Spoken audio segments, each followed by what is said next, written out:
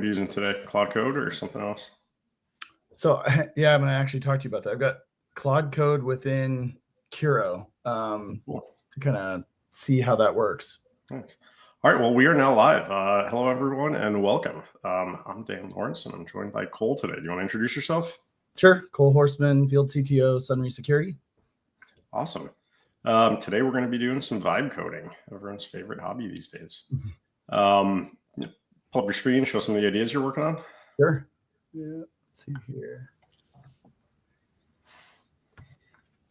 And window. All right. So can you guys see this, the IDE, Curo? Not yet. I think they might have to pop it live backstage. All right, let me get this going.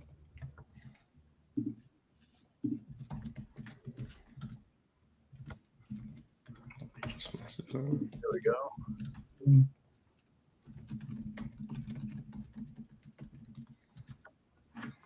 Still not coming up yet. We just tested this in the background too. We got on. Share screen. There we go. All right, we are live. Inception. Right. Okay, and you can see the entire window. So if I do this, you can still see? Yes. Perfect. Okay. You got Curo on the screen. Awesome. Okay. Yeah, so and we can kind of run through the demo, but I've been doing this for a little while, kind of gone through ebbs and flows of levels of interest. Usually I find something that's of utility, I guess, something that I'm trying to build, something that solves a problem or for fun. I built a few different projects from Salesforce visibility tools to my wife and I are kind of building this, what's for dinner app, etc. But today I kind of just want to run through, I guess, where I started and kind of where what is for dinner? What's that? Yeah. So actually, I'll just do a quick segue into that. So that's the age-old question. She asked me at 4 o'clock, what's for dinner? I don't know at 4 o'clock. She gets frustrated. So that's basically we're trying to build like a calendar app that just goes through and it kind of builds an inventory of what you have versus what you need to go buy at the store. Builds out a calendar for what we're having Monday, Tuesday, Wednesday for lunch, et cetera, so that we basically don't have to ask or answer that question. Nice. A lot of people can relate to that one. Yeah. That one's actually nearly in the App Store. Got to work through a few of their hoops, but as soon as we get that going, we'll have our first app in the App Store. So it's kind of a cool one where she's she's project manager, director of development for a startup locally. So she's got that experience that sort of organizational experience that she's better at, that complements some of my tech background. So anyway, that's just something that we do for fun. So it's something that we found as a hobby together, which is kind of cool. Nice. Anyway, so through all of that, we kind of started with, I don't even remember. She's on this webinar somewhere, but we started with I think probably Cursor, because I was playing with it at work at the time. And then we kind of got through and started realizing that, maybe it wasn't as good as we thought it was, went through some ebb and flow. Then we realized that, more of the spec-driven development, more of the putting a little bit of thought into the outcome first and planning a little bit more was probably for a tool like this. But anyway, that's kind of where we led. We've gone from Cursor to Curo to I guess Claude Code has been a constant throughout all of these. So I just really quick kind of interactive. What has been your experience with those? I know the predominant is Claude Code, but have you had a good experience with any of the other IDE or AI assisted code IDEs? I think the closest I've gotten to some of the other ones is doing web development. And it's not to say that Claude Code is bad at that or anything. It's just some of the more integrated ones, like say Lovable or something like that more bake in the front end development flow with your IDE and all of that, tend to work pretty well. But for all the back end stuff I do, Claude Code is the way to go. Claude Code plus VS Code, my normal IDE. Yeah. That's a good point. I haven't really done much with Lovable or even Windsurf or anything like that. I've kind of stuck to the other primary, what you call the back end ones. I guess what's the major difference of that? Are they more focused on consumer, more front end stuff, or I've seen some setups people have gotten with Cloud Code, like with the Playwright MCP server and stuff, so it can actually go operate a browser, like, you know, load localhost, get a screenshot of the page, and kind of iterate that way. Whenever I'm trying to do anything like that, I'm copy pasting console logs back in, or I'm taking screenshots and explaining to Claude what's not working on the website. So some of those fully browser-based, like Lovable or Replit or a couple of those other ones, are pretty good for just making front-end apps because it's running right in that browser with you. Okay.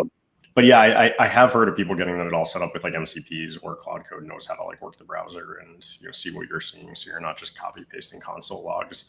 Every time I do that, I feel like the old days when you're in ChatGPT, copy pasting code to and from the window, telling it what errors you got and iterating that way, which was, you know, it worked, but so much worse than, you know, this fully modern Cloud Code that works with set and grep and knows how to read files. That's hilarious that you said like the old days, like already, yeah. And that was, I think, one of the questions I have in the agenda too, is that when you talk about I guess and maybe it's preference, but if you talk about browser-based like ChatGPT versus IDE, and one of the comments I put in there, like, if I never had to leave an IDE, and that MCP server Playwright, I think that you mentioned, I've messed with that as well. If I never had to leave an IDE and I could have like a little browser window within here, that's like, I haven't found that situation yet, but that would be ideal. Yeah. Vice versa. I'm not sure which one it was. One of them, one of the IDEs was a little bit like you could translate back and forth. Maybe it was Codex, where I could go in and basically it would be developing in the back end. I could be basically developing from my phone on an airplane and say, oh, I want to make this update to the repository. Go do that. When I get back and when I land, I want to see what happened, basically. Yeah, those the fully agentic ones, or whatever you want to call them, they're pretty good, but it really depends on what your development environment looks like and what tools you have to get installed and set up for them. If you have like a good dev containers set up or something like that, then they work really well. They can just run in a loop and kind of, you know, PR in equals PR out, moving on with your life. Cool. Yeah. All right, I'll get into this a little bit. It's a little bit more about me. I've been in the cloud engineering space early on, several years ago. And then I kind of just got into a cloud security position, needed that to be filled.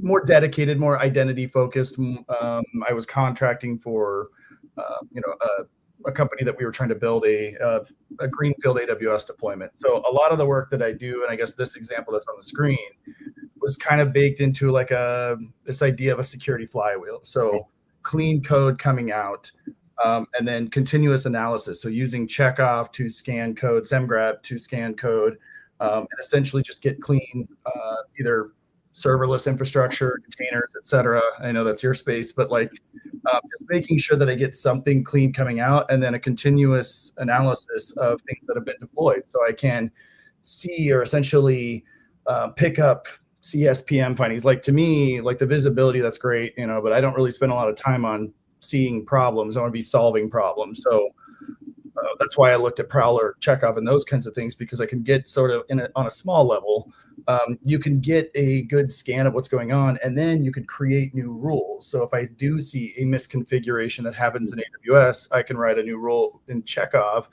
to scan for infrastructure as code issues and things like that. So that's kind of what I've been building, and also like using a Terraform, I guess, analysis within this tool to scan my plan and then look at what the permissions that I would need to deploy this. I'm in the identity space trying to find a lesser right size privilege, if you will, but also like obviously keep guardrails there for development teams, but also make it not suck, if that makes sense. Yeah. So that's what this project is about. I started down this path a while ago. Obviously, and maybe you've run into this too, when I got so far, I started to add so many things that it just became this thing that the more things that you try to add, the more that it has to analyze, the worse the outcome is when you try to like build. Has that been your experience, or how did you, I guess, fix that? Yes. In short, there are ways to fix it. And it's like kind of like what you said early on. If you put the work in up front, you get a much better experience. That's even more true here. Like if you set up a repository with real CI that you're iterating in, not just doing everything locally and forgetting to even commit stuff, and you build those guardrails into it, then you can get to like, a flywheel effect here too, where, everything you're doing is running through CI. You're not introducing regressions. If you want to add new CI checks, you're adding those. And you can do everything faster, but you can't just, forget about the basic stuff that, is good development everywhere else. The problem is you're moving so fast writing code that sometimes you can just get too excited and too happy and skip those other basics. But if you try to think of like, an actual team-based development flow where you're on a real GitHub repo, you have GitHub Actions running in CI, you have end-to-end tests, you have integration tests and all that. So like you can be confident that whatever the agent is committing isn't going to introduce a regression. Once you get that kind of set up, then you can go turbocharge down the middle. But yeah, every time you like get too excited and you skip a couple steps, all of a sudden it's like you added one feature, broke the last 10. Now you're back debugging and you're spending all your time there, and then you throw the whole project away and start over. Yep. So that last part is exactly right. To where I've gotten to this project is it's become such a conglomerate that I'm like, all right, I've learned quite a bit from setting this up. As you can see, I've set up the specs that I wanted. I mean, and that is a good thing about Kiro, that it just kind of lays it out in that format.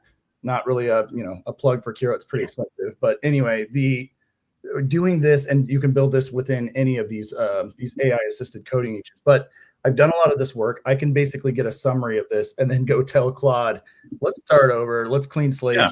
Here's the structure that I want. You know what I'm trying to get at. Let's do this in a simplified way. And there's nothing wrong with that flow. Spiking has been a concept in agile development forever. You go write a prototype, forget all of that stuff, learn a bunch that first time, and then don't make that mistake the second time you go back through it. A lot of the throwaway work like feels wasted and feels broken and feels silly, but it's an important part of the learning experience. And like, have this ability to go build the full app, 3 different prototypes, 3 different ways, and figure out what the best design actually is, and then go back and do it the right way the final time. Yeah, agree. I think I've taken a lot. I know the MCP servers I like. The agent hooks are like based on good principles. Like, hey, you're an AWS architect. You're supposed to know anything about AWS. Recently, I've gotten into GCP a little bit. So, hey, convert everything that I have to GCP. And that was a side project that I did. Code quality and all these things. Just a lot of good principles that are, I think, from my perspective, poorly executed, that I learned a lot. Like I said, it's a scrap project. Learned a lot, go build it the right way. All right. Yeah, you're spot on. Yeah. Well, cool. You jump in and try something here? Do you want to start something new, play around with this one? Yeah, let me grab something else. Let's just start something new. I think this one's just going to be a little bit of a mess here. So if I'm going like from new, for people who are on the phone, and like my wife on the phone, who's maybe not as technical as I am, where would you start? Would you start with I can just bring up VS Code and just maybe start a new project here. I mean, we've done Claude Code. She's very familiar with Claude Code. She understands structure of that. If I want to build like an IAC generator, or I don't know a better example of IAC generator maybe, but I don't know. Let me just start there. Just see what the outcome is of this versus if we do put a little bit of planning into it and then try to build something. Let's see. I maybe just test the outcome of both of those. For a command line tool, is that what you're thinking of here? Yeah. Yep. One trick I like to do, and it seems to work pretty well, is start a readme.md like in the repository. Yep. And just sketch out a few of the commands. Like you could just write it in Markdown, like new file, readme.md, and describe like what the CLI should do. What are the commands? What are the input and output of each one? And you just do a few of them, and then you ask it to review that. Suggest a couple more, like one at a time, so it starts to get a feel for what you want the whole project to do. And go README first. You talk about like spec-driven development. For a CLI, README first. README is the spec. Okay. Let me see here. So in here, go through and do. So I would just like in the IDE itself, just create a README. Okay. Yeah. Where did my file explorer go here? Oh, here we go. Let's do this.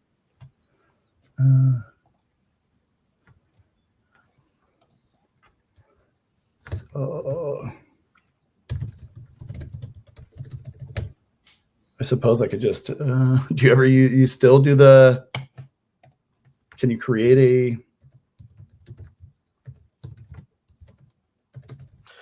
a? I just do all this part in the IDE. Yeah. So just, put like the, pound sign just to mark the title, like name the tool at the top of this. Cause you're going to save this as readme.md and then call you know how to open it. Yeah.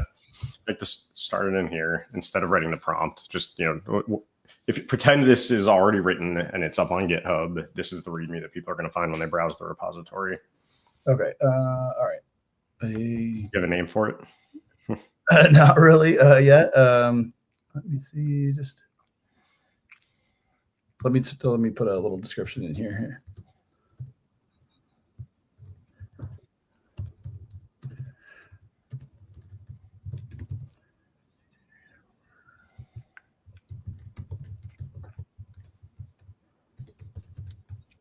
Cool. All right. So go down. Let's name the. Go down one more line and now do 2 pound signs. Oh yeah. Just type usage. And then there's like the 3 backticks to indicate that it's going to be code. Oh, yeah. Let's see here. Nervous. Sorry, the thing next to the 1 on an Apple keyboard. Yeah, without the right under that, just without the shift. 3. Yeah, cool. Now new line. Oh yeah, you can write bash or whatever, but I usually skip that part. Yeah. So what do you want the CLI to be called? You kind of have to name it now. Yeah. I don't know. Terraform. That's already taken. I know, but that's fine.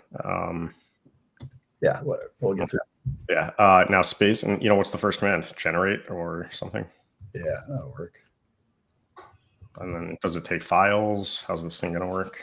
So yeah, I think the idea was plain text, or I guess just natural language. If I want to go build, kind of like back to that previous project, if I'm gonna do, I don't know, just some sort of Salesforce dashboard or something like that, or some kind of dashboarding tool, maybe your Prowler dashboarding tool, creates Terraform files based on the infrastructure that's needed. So if I need these 2 instances, it's going to create Terraform for EC2, or if GCP is a better fit, then I'm going to create something with GCP and the Terraform that will create a GCP file. Okay, so it's going to take plain English.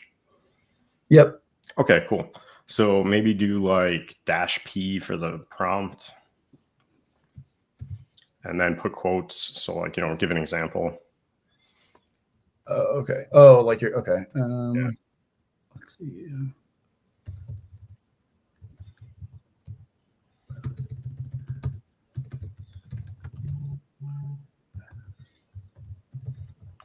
Jeez. Okay.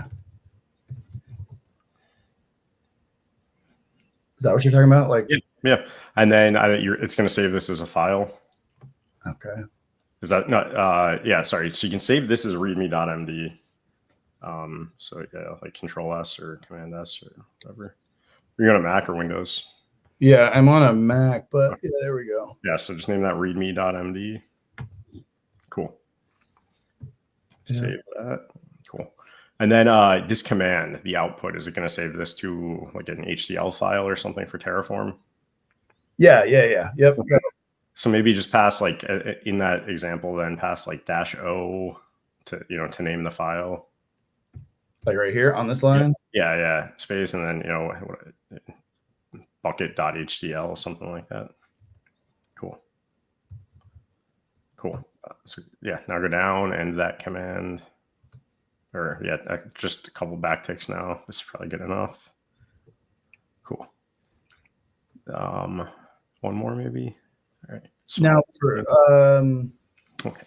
So .htl, I mean, I guess I would probably generate .tf. Or yeah, .tf. Sorry. Yeah. So yeah, just change that part. Cool.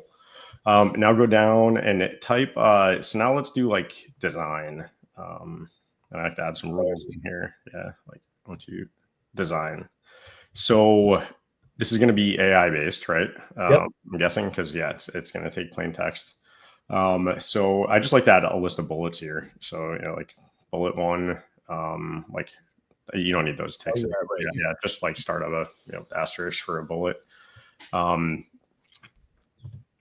Use the Claude API.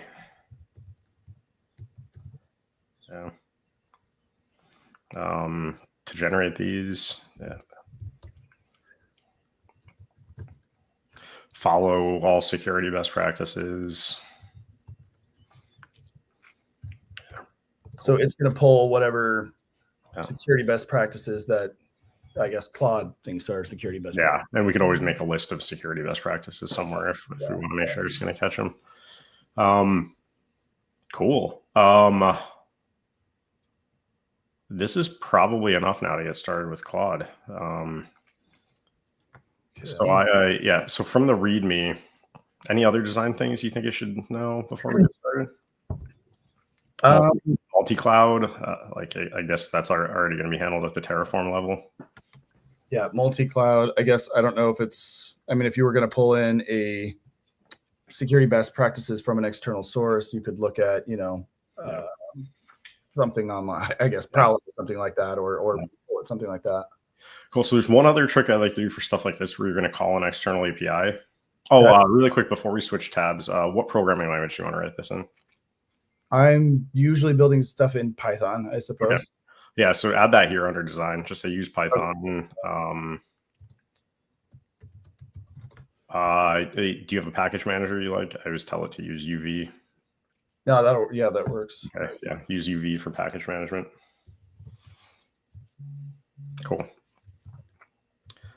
Okay, so then one other thing I like to do, open up your browser now and go to Claude, search like Anthropic Claude API or something, and then pull that up. Anthropic has this really nice feature where it'll give you a markdown version of all of the docs. What was it, Claude what? Just search Claude API, Anthropic, something like that, docs.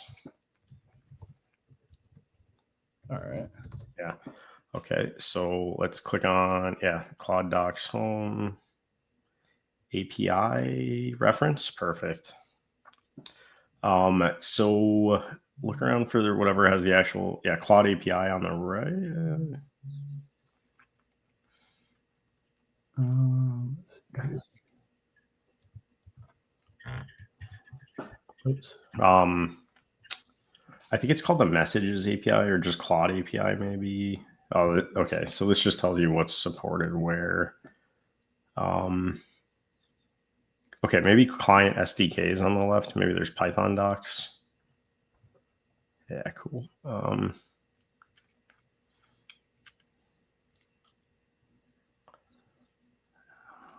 What's the best way? Yeah, just click that. This isn't what I was expecting, but grab this GitHub repo link, just drop that into the README and say use this API, Okay. Yeah, you right here in the bullets. Yeah, just say use this client library. Cool. All right, so now save this and let's get down to Claude at the bottom. So just to start, I would say review. Really quick. So what would be the difference here in doing this here, I guess, in a long form rather than just building it in like a spec with like Kira or whatever that I had here? Just curious. Oh, did you already have a spec for this and I missed it? Well, no, not from scratch, but just for like future reference. Like, is it better to do it this way, easier, or is it just probably not? It keeps it all in source control. If you were going to set up a GitHub repository and git commit them and stuff, I don't know if Kiro has a way to do that too. Okay. Yeah, and then like the docs become the guide too, so you're kind of just maintaining it all in one place. It tends to work pretty well for CLIs. So yeah, down at the bottom it says review at readme.md in Claude, or sorry, in your Claude. Oh, sorry. Yeah. And if you do the perfect. Now say we're going to design this first.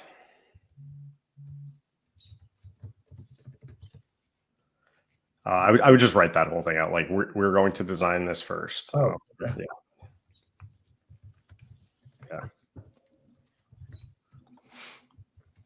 Yeah.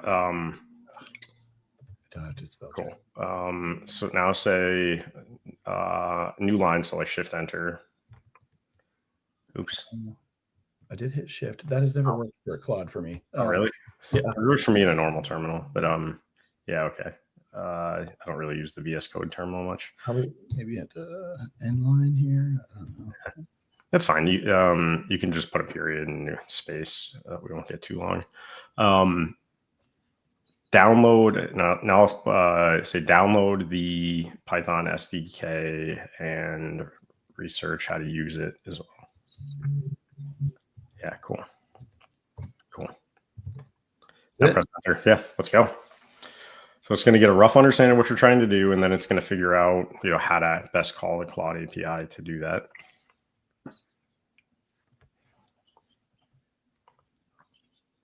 What? Okay. Yep. Cool. I like the task list thing. That was something that came later, but the task list I think has helped me in using these. Yeah. It's been around for a while, but you used to have to like tell it to make a task list and mark off its progress, and now they've tuned it so it does that on its own.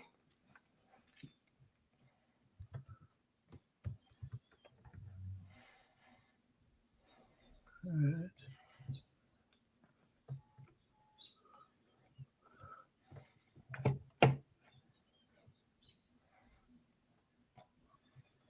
What personal projects are you working on, Dan, or like otherwise? What are the big projects you're working on? Yeah. Lately, I've just been playing around with data analysis. You mentioned like querying Salesforce data. We've got a bunch of company stuff slurped into a giant BigQuery, like usage logs across our products, our Salesforce data, our accounting data, a bunch of stuff that way. And so I built this little. It's just a repo, but it understands the schemas of all of those just by telling Claude to research the schemas and check which data is where. And so it's got a bunch of table.md docs, one for every table that we're looking at in BigQuery. And then it's kind of like this self-describing prompt system where I'll run an analysis and it'll give me the results in Markdown so I can copy them into a spreadsheet or something like that. But the way I've got it set up, it writes down its methodology at the bottom of everyone. So we'll do the analysis, give you the data, explain what it did. And then at the bottom, it gives itself enough instructions to redo it later if you need to. So it's almost like interesting plain language SQL queries. Where like you can run something once, you watch it a couple times the first time, you tell it, oh, you like use this field, not that field, different ways to do joins until you get the analysis right. And then it just documents all of it. So the next time you just take one of these and you say, run me another version of this report. And it's much faster because it saves its work from the previous time. So have you experimented, I guess, with like Ollama locally or anything like that for some of that analysis to kind of keep the workload, I guess, local and maybe more efficient, more cost effective, or have you done anything like that? Not yet. The new Claude, the new version of Sonnet is like way cheaper than Opus used to be, and it's better. So it's crazy. Like had a couple of days where my Opus bills were pretty high, but now it's like negligible again. It's probably about the same as the BigQuery bill when I'm running this stuff. Okay, it looks like it wants me to take a. Would you like me to? Yeah. So that's usually my answer. Yeah. So scroll up a bit. What else did it write above there? Yeah. Okay, cool. Okay, so it's got some more. Before you jump in, it's usually better to tell it to write down a few more things in the repository, just because this way you're saving work in the repo in case the context gets too long. Say write a super short and concise design.md. Okay. So I tell it to do that next. So before starting, write a super short and concise design.md. If you don't tell it to make it super short and concise, you get like, a novel. Yeah, right. Yeah.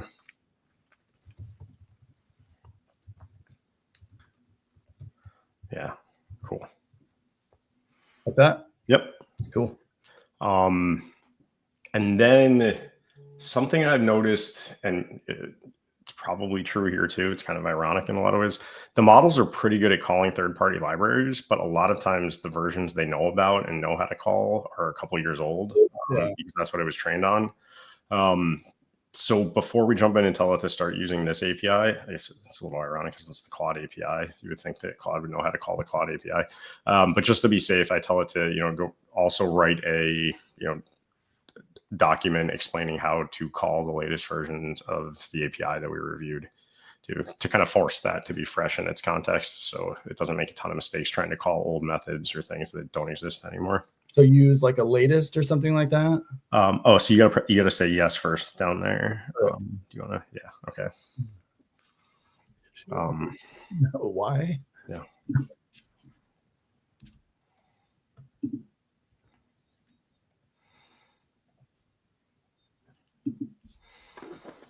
Structure flow features ready to start implementation, and you are.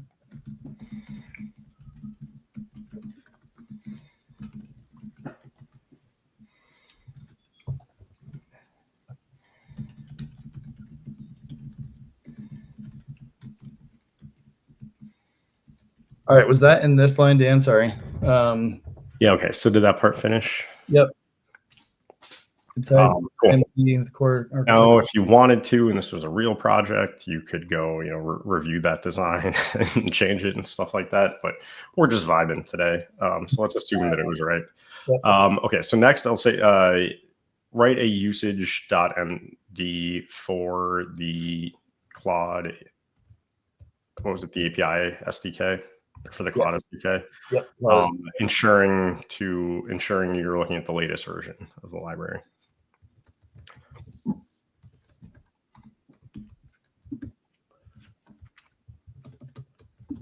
This brings back memories of, I guess, paired programming back several years ago.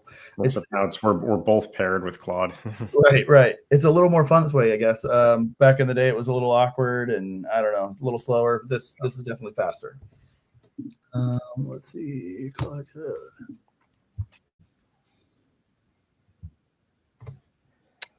Guess while it's doing this, I'm just looking through our agenda here to see what else I missed.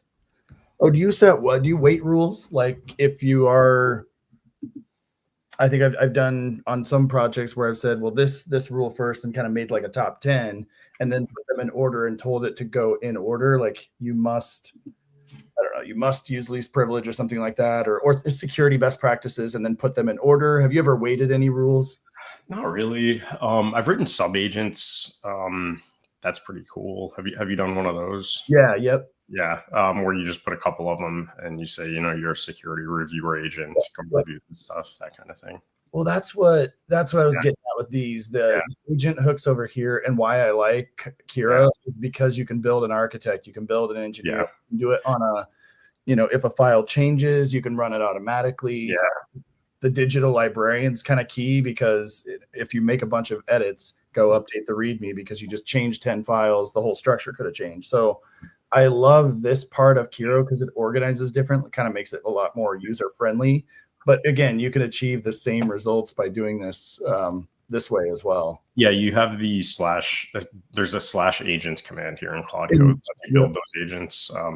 I haven't played around with the hooks too much. I've tried them a couple times, but yeah, the one to like update docs, I typically just do that in the code. So if there's a section of code that's like the API, I add comments around that says whenever you change this, also change the docs. Oh, yeah. And then the agent sees that. You're kind of like using prompt injection to, right. To get the results you want. Okay, so it must be on the task list here. Done, created usage, latest model, ready to start building when you are set up. So I suppose we're on that last one. So let's go.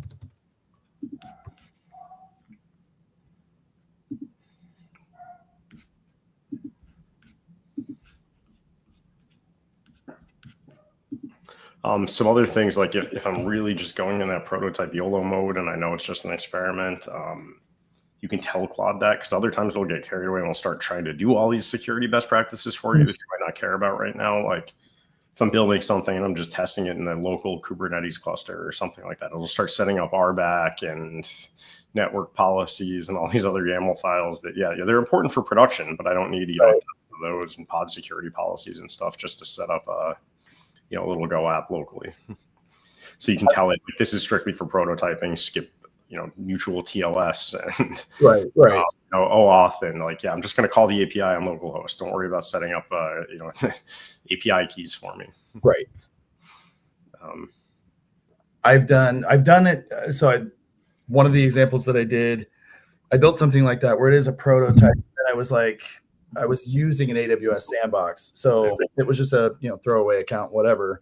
But I also wanted to simulate real data, like find security findings in my AWS account. So it got really confused on, hey, I'm doing demo data versus, hey, I'm doing a real what it considered a real AWS account. We weren't doing anything locally. So that's something I've had to kind of, I guess, fumble my way through, is when to tell it that I'm using a demo environment versus when I want to use real data, because it can get confused with that stuff.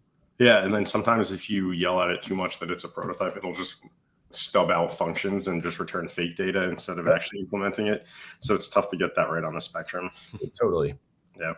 That's kind of embarrassing when you're trying to use a real data, because that's one thing that I'm really concerned about. So some of the, when you're actually doing some Salesforce data, when you're trying to do real data, you have to tell it explicitly, do not use fake simulated data. I want to make sure this is accurate. Yeah.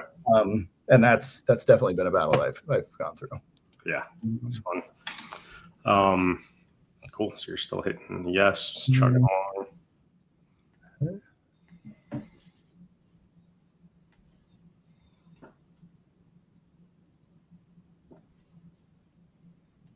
Heavy close.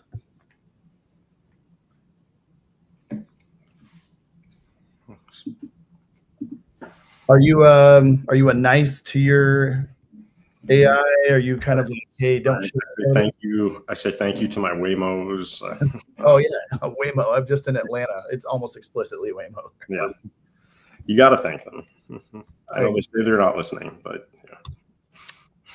It's just good practice to also, when you're peopling, to do the same. Yeah. Cool. So now here is where I would basically stop if I were going to do something for real, and tell it to set up unit tests, get them all passing locally, and then move straight to commit all of this, get it up on GitHub, spend the time to go get CI and checks working in GitHub. But if you're just YOLOing, you skip that step. It's like this controversy thing now, but I still haven't gotten good results out of the GitHub MCP. And I still just tell it to use the GH CLI instead. But it's pretty good. The GH CLI, and then Claude is pretty good at calling it. Okay. You can create a pull request. It has background tasks now, Claude, so it'll wait. You can tell it to wait for the checks to pass or address any of the checks that it finds. The GH command has a -- watch mode, so you can you'll watch it. It'll just say, watch this PR for the checks to finish, and then it'll review the results, and then it'll fix stuff, and it'll keep iterating until the PR is ready to merge. So have you run into, because that's where maybe the risk threshold goes up when you start wiring up to GitHub and things like that. Have you run into where it accidentally checks in a .env file or anything like that? Like it doesn't ignore that file? Have you run across where it's tried to do something? Not like that. I've had it accidentally check in binaries and stuff if I'm working with Go. But it is a Git superhero. It knows all the commands, even though no one knows. And so I had this repo where it checked in a whole bunch of binaries 100 commits earlier, and I saw that the repo was 250 megabytes all of a sudden. Yeah. It knew how to go back in time, delete it, and then refresh all of the Git history, with some crazy rebase commands. To strip it, just not just in a Git RM, but to actually remove it from the entire Git repo history. Okay. Test it. Okay, we're at test. That sounds good. Remove. Okay, prompts. Okay. New project. Now, when I don't have a new environment set up, there's certain threshold. There's certain things where I know I can just trust it to do. In this case, I should just trust it because we're not doing anything that impacts anything. We're POCing, just let it do its thing. But a lot of times I suppose it keeps a whitelist of what paths that it's allowed to do that thing in. But there's some things that I know I can just walk away, go make a coffee or something like that. And some things I want to see what you're going to do first. Yeah. Okay. There it is. Took it right. Okay. Created a get ignore. All right. Nice. Well, we're coming up on time here. We got off to a good start, though. Yeah. Curious to see if this thing works. I am too. I really want to see if I can push the button. I was writing a lot of stuff around the Claude Code SDK because Claude Code has its own SDK where you can call into its functions if you want to wrap it. And it was starting like there were a lot of safety checks early on that I think they somehow relaxed, where like it wouldn't let Claude Code start other Claude codes. Which kind of makes sense because like a lot of the permissioning is done at the CLI level. And so if you tell it you're not allowed to write to this directory and all of a sudden it can go create another Claude code that is allowed to write to that directory, it's just a sandbox bypass. But they've relaxed it. I haven't done anything crazy risky or anything like that. But one of my other hobby projects was like a run Claude code in a container. Mm-hmm. I had like a Kubernetes deployment where like it was the same CLI, but instead of running everything locally, it was running in a container in a Kubernetes cluster. So streaming the text back and forth using the SDK for kind of some of those things you were talking about earlier, like, being able to work on your phone. Like it's still got to be able to install Python somewhere and run all of your unit tests somewhere. Right. Yep. You're right. Yep. Exactly. Yeah, I had Google has a product called Cloud Run. So mine was, laughably named Claude Run. Oh, nice. Test and create and S3.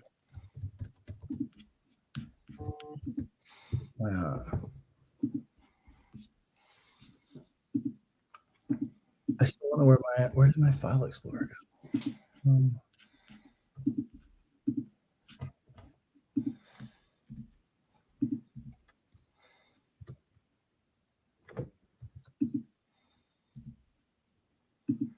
Cool. Any other questions or anything? No, I think this is helpful. Thanks for running through everything, Dan. Got off to a fun start. Thanks everyone for joining and happy weekend. Thanks a lot.